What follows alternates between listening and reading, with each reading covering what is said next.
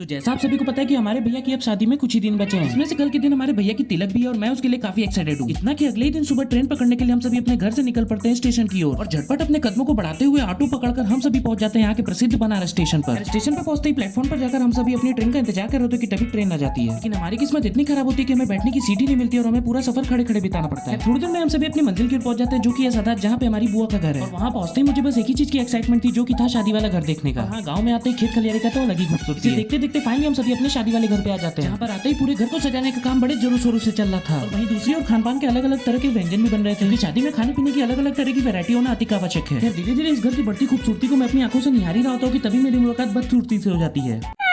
पर चिंता मत करिए दोस्तों, ये लोग शाम में मेकअप लगाने के बाद बिल्कुल सही हो जाएंगी।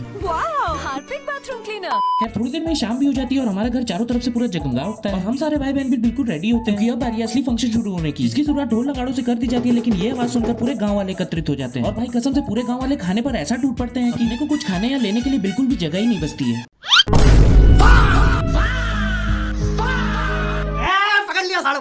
कि तभी एंट्री हो जाती है लड़की वालों की, यानी हमारे भाभी की फैमिली की। देखकर हमारा छोटा भाई तो अलग ही खुश हो रहा था।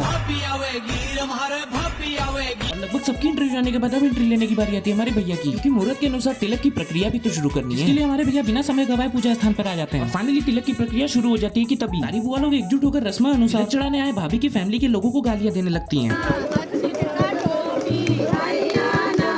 वहीं दूसरी ओर रस्म अनुसार भाभी की फैमिली तिलक चढ़ाती है। खैर देखते ही देखते थोड़ी देर में पूजा अपने अंतिम पड़ाव पे आ जाता है। फाइनली हमारे भैया को तिलक लगा दिया जाता है। तिलक लगते ही पूजा की प्रक्रिया तो खत्म हो जाती है, लेकिन हमें एक अहम काम सौंप दिया जाता है जो कि होता है तिलक में मिले सारे सामान और गिफ्ट्स को ऊपर ले जाने का, जिसे हम सभी एक एक करके ले जा रहे होते हैं। रखना पड़ता है दोस्तों। और सारे सामानों को ऊपर रखने के बाद अब बारी आती है थोड़ा नाच गाना देखने की। आइए आपको भी मिलाते हैं हमारे यहाँ के कुछ बेहतरीन डांसर से।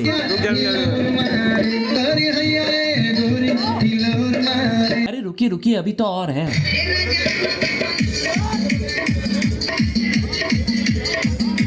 और अगर हमारे भैया की शादी है तो हम भाई बहन भी क्यों पीछे रहे हैं।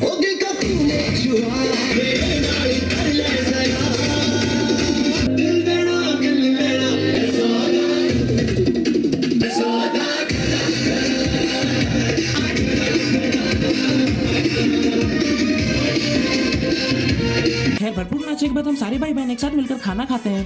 बाकी आपको वीडियो अच्छी लगी हो तो सब्सक्राइब कर देना।